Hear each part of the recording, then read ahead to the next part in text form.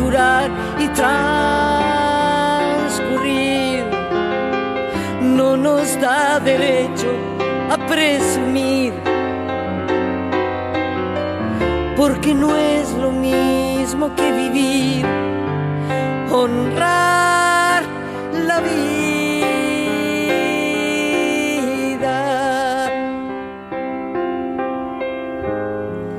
honrar la vida.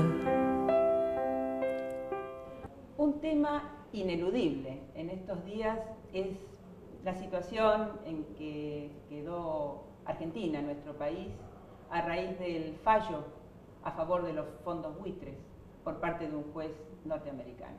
Creo que en estos últimos tiempos se van cayendo muchos mitos.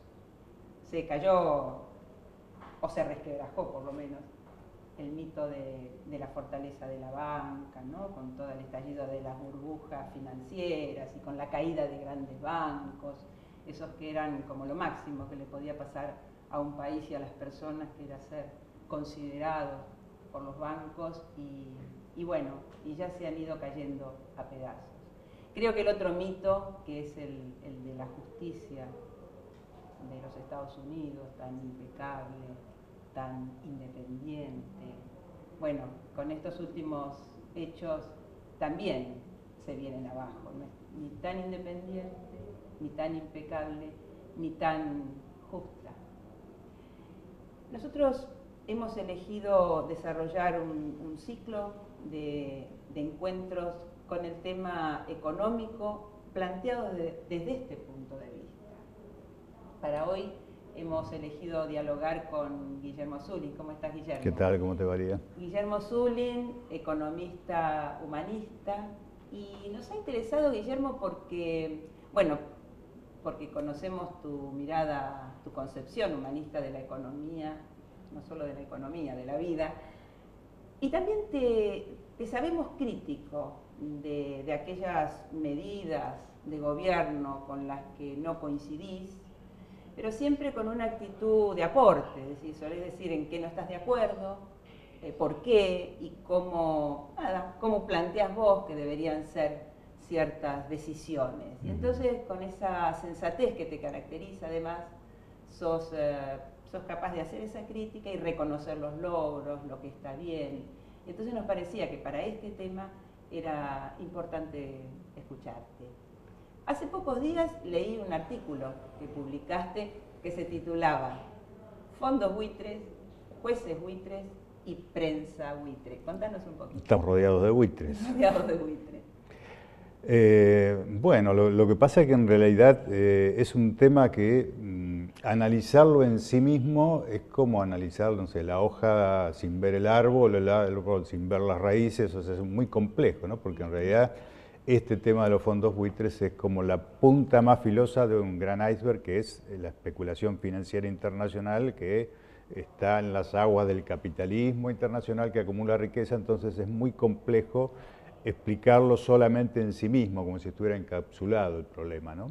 Entonces, en cierto modo, ese título, fondos buitres, prensa buitre, justicia buitre, jueces buitres, implica un poco la estructura que funciona en función de esa acumulación del capital financiero, que por un lado está el capital financiero en sí mismo, pero también toda una justicia que es funcional a ese capital financiero, como quedó demostrado, y también toda una prensa, ¿sí? Los medios, digamos, monopólicos, los medios que manejan realmente el poder de comunicación con la gente, los que realmente influyen en la opinión de la gente, son los encargados de decir qué es lo que está bien, qué es lo que está mal, qué es lo que es serio, qué es lo que es poco serio a nivel de toma de decisiones en materia económica o materia financiera. Entonces, los fondos buitres tienen esos otros buitres que los acompañan en sus decisiones, como son la justicia, los medios y, en Argentina, en este caso, todo un grupo de políticos chupamedia, con perdón de la palabra, de esos buitres que son los que salen a hacerse eco de lo que dicen los medios. Entonces dicen,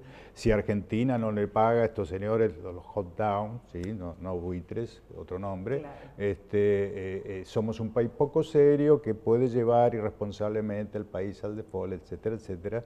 Y bueno, en esa nota tratábamos un poco de develar todo lo que hay detrás de eso que se apunta, que son los fondos buitres, ¿no? Son chupamedias y son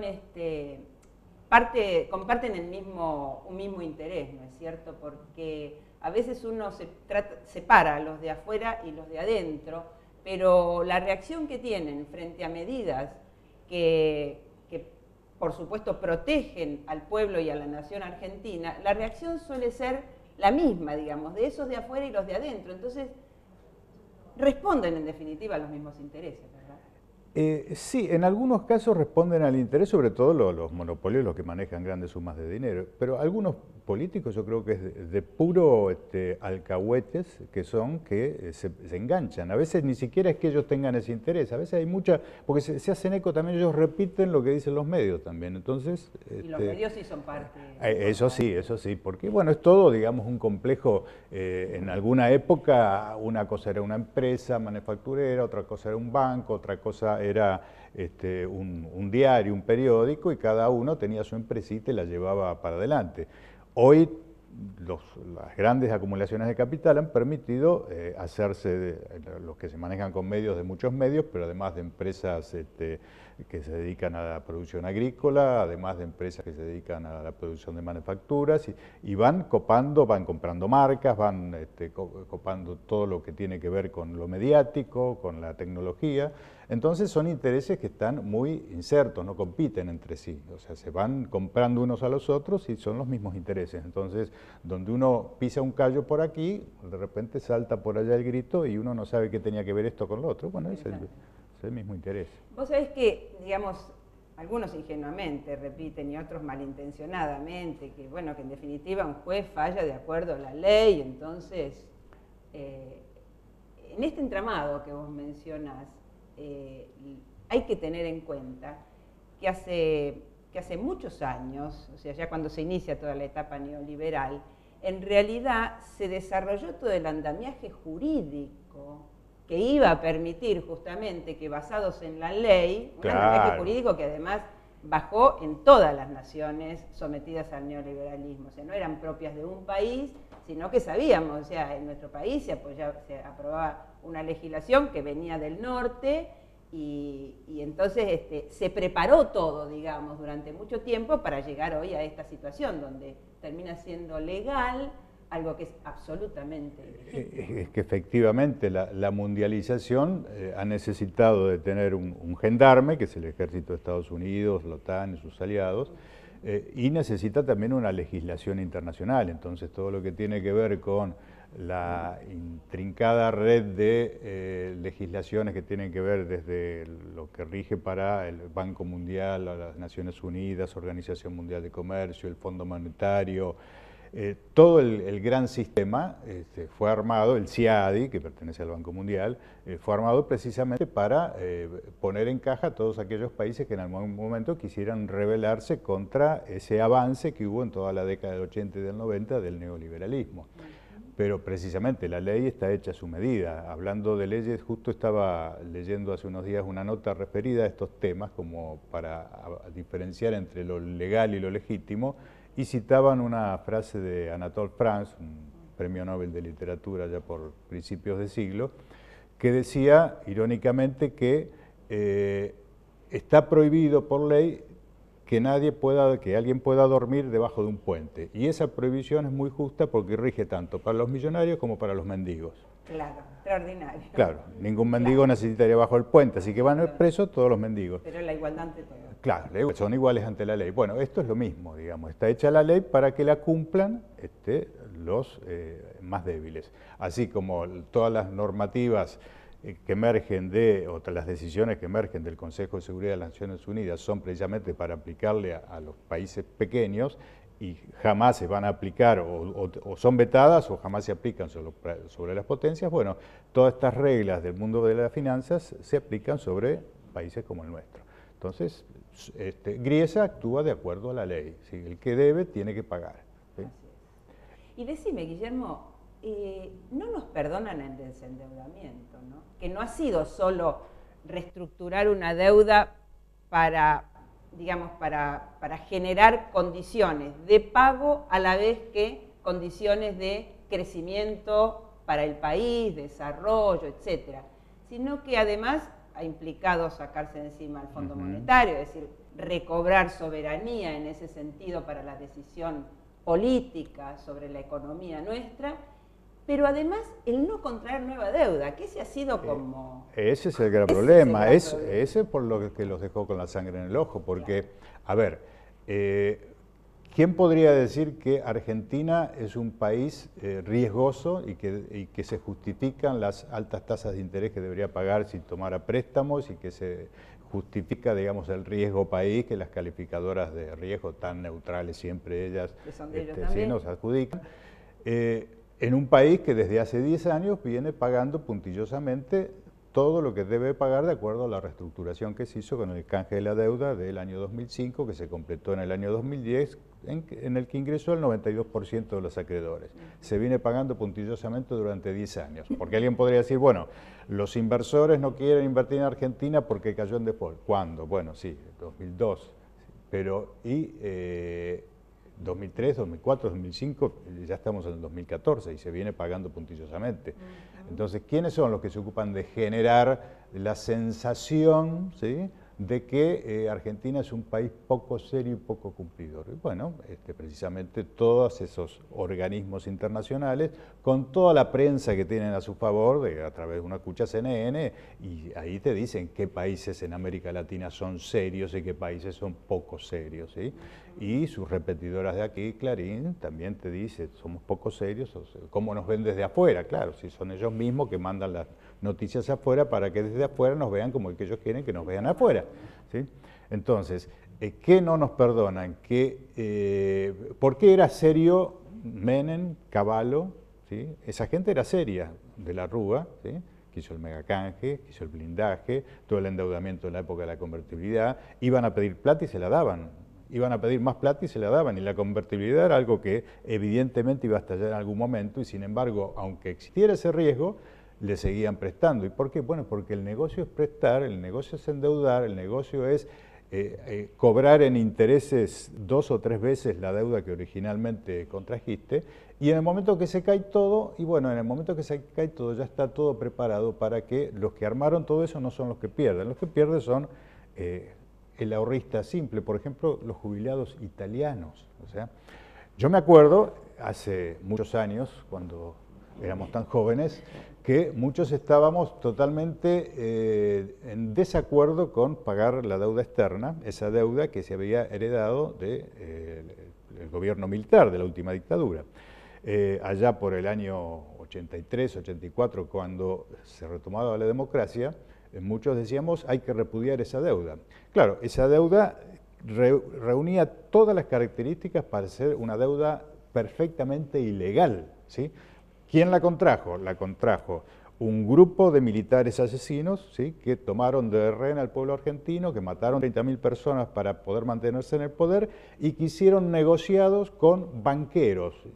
Entonces, ¿y quién era el acreedor? Banqueros, ¿sí?, mafiosos que hicieron negociados con estos asesinos. Entonces, ¿quién debe? Los militares. ¿Quién es el acreedor? Los banqueros. Bueno, no se le paga a nadie. El pueblo argentino no puede asumir esa deuda, hay que repudiarla. Ahora bien, ¿qué fue pasando? ¿Qué fue pasando? Que los sucesivos gobiernos democráticos no hicieron eso. Habrá que juzgar después si hubieran podido hacer, qué consecuencias hubiera habido, en fin, habrá que ver, pero tanto el gobierno de Alfonsín como el gobierno de Menem como el gobierno de la Rúa siguieron refinanciando esa deuda. Entonces, ¿qué pasa? Los que contrajeron la deuda después, ya en esas refinanciaciones, ya el deudor dejó de ser un gobierno militar y el que tomó deuda pasó a ser un gobierno democrático, ¿sí? Y el acreedor dejó de ser el banco, porque después del plan Brady, ¿sí?, bonificaron todo, los bonos los puede tener cualquiera, luego de eso hicieron a su vez sucesivas refinanciaciones, después el blindaje, el megacanje. Entonces resulta que hoy esa deuda, más toda la que le agregó, sobre todo en la época del menemismo, en la década del 90, que se agregó para sostener la ficción de la convertibilidad, toda esa deuda acumulada pasó a estar en manos de las AFJP, que eran los ahorros, ¿sí?, de los argentinos, pasó a estar en manos del equivalente de las FJP o fondos de pensión o inversiones de jubilados italianos o de españoles o de algún Entonces, claro, ya el acreedor no era, digamos, tan ilegal como eran esos bancos que negociaron con la mafia de los militares. Y el deudor ya no era tan ilegal porque desde hacía varios años que teníamos democracia. Entonces, el problema con que se encuentra el actual gobierno, o el gobierno de Néstor Kirchner en ese momento, es una deuda que de alguna manera tenía que dar una respuesta, no podía repudiarla como si fuera recién heredada de los militares. ¿Sí? Por eso es que a mí me pareció muy saludable, digamos, varias de las medidas que se tomaron. En ese sentido, total acuerdo de decir, bueno, primero, señores, esta deuda no la generamos nosotros, se generó en diferentes momentos con gobiernos anteriores, no vamos a hacer cargo, pero asumamos las responsabilidades conjuntas.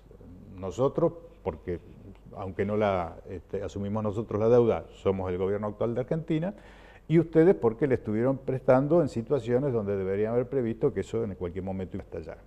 O más lejos le prestaron a militares. Bien, entonces asumamos los riesgos todos y hagamos una quita que osciló en un promedio 60, 60 y pico %, luego se fue financiando a 30 años para adelante, entonces eso permitió, eso a su vez, pagándole al contado al Fondo Monetario para que no diga que esa refinanciación había que hacerla, había que pagarla con el costo de una recesión interna, del ahorro, ¿sí?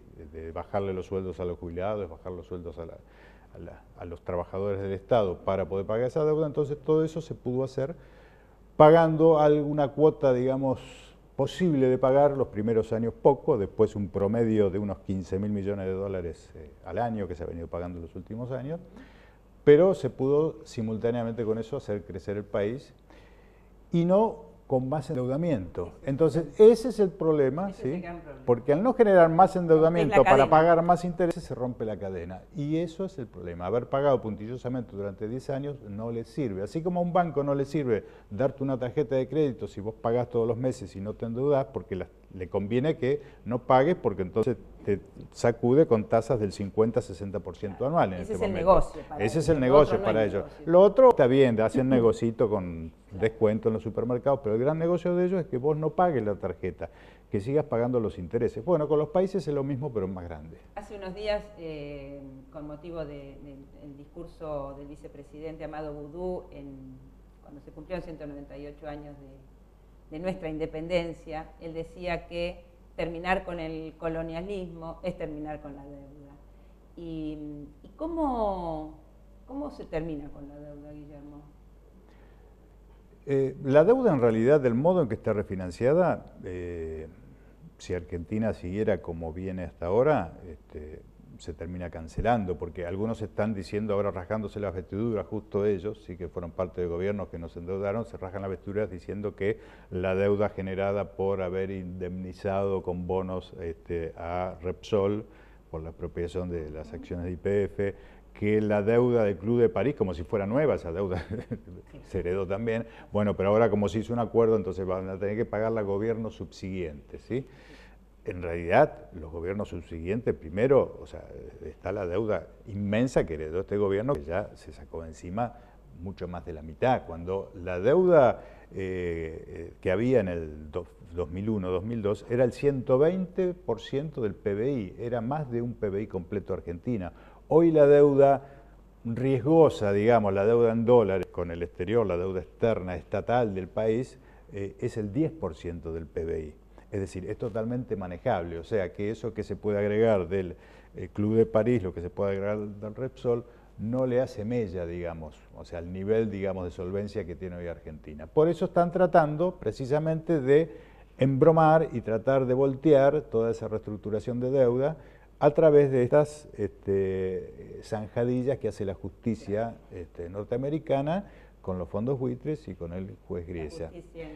Claro, es decir, están, o chantajean, o me pagás los 1.330 millones de pesos que exijo, por los cuales puse solamente, no sé, 40, ¿sí?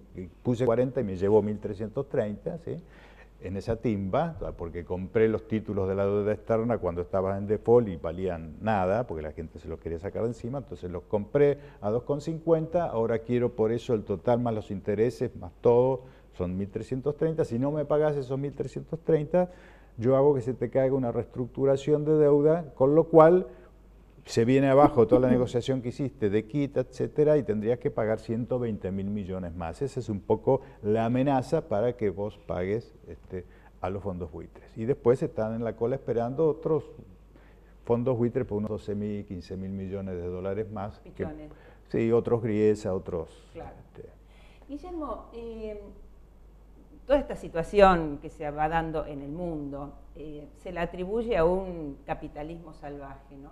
Y entonces a veces se pone como imagen atenuante, digamos, una posibilidad de, en realidad, un capitalismo humanizado. ¿Esa frase, capitalismo humanizado, no tiene en sí misma una contradicción? Sí, es como un pichón de buitre, vos decís qué lindo el pichoncito, ¿sí? Claro, siempre todos los pichoncitos son muy lindos, los cachorritos son lindos, después cuando crecen dan los tarascones o los picotazos. A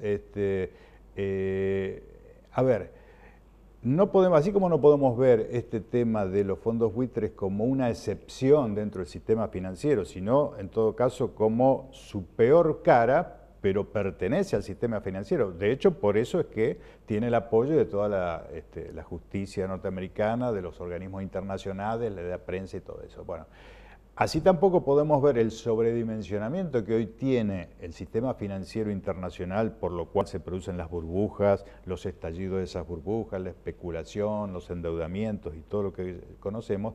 Eso tampoco lo podemos ver alejado del sistema o del mecanismo de acumulación de riqueza brutal que viene teniendo el capitalismo desde que se generó. Eso es una crónica de muerte anunciada hace tiempo. Lo que pasa es que como que lo que va muriendo son los marginales, parece que el sistema sigue vivo. Sí, sigue vivo cada vez para menos gente, que es la que va acumulando la riqueza. En Estados Unidos se habla del 1% de la población. En Estados Unidos se habla de que una familia, ¿sí?, los dueños de Walmart, ¿sí?, son dueños de el equivalente de la mitad de la riqueza de Estados Unidos. Entonces, o sea, una familia tiene el equivalente a la mitad de las familias. O sea, es una desmesura. Entonces, todo eso que se acumula, ¿dónde va? Nos hicieron el cuentito en una época que eso debería ir a la reinversión productiva para generar más empleo y más trabajo. Bueno, no va ahí en su mayoría. En su mayoría va al circuito financiero porque con la especulación se obtienen ganancias más rápidas y supuestamente menos riesgosas que de inversión productiva. Entonces, de ahí que se va llenando recursos del sistema financiero, pero viene de la economía productiva que genera grandes ganancias, cada vez más ganancias para el que tiene los monopolios, que es lo que se llevan los trabajadores. Sabes que yo tengo alguna dificultad con eso de honrar la deuda. De la Rúa decía que había que honrar la deuda y nos metió en lo que nos metió. A mí me parece que más bien las deudas hay que pagarlas si son legítimas, si tienen justificación económica, legal y sobre todo si tienen, digamos, si han sido contraídas para beneficiar al pueblo, a la industria nacional. Las deudas hay que pagarlas si son legítimas. Hay que honrar la vida en todo caso y no honrar la deuda, que es el tema que tenemos en nuestro programa como cortina, honrar la deuda. Te invito a que nos veamos en el próximo programa para seguir hablando de estos temas. Gracias, Guillermo. Bueno, gracias a vos. Y a ustedes gracias. Hasta pronto. Eso de durar y transcurrir no nos da derecho a presumir, porque no es lo mismo que vivir, honrar la vida,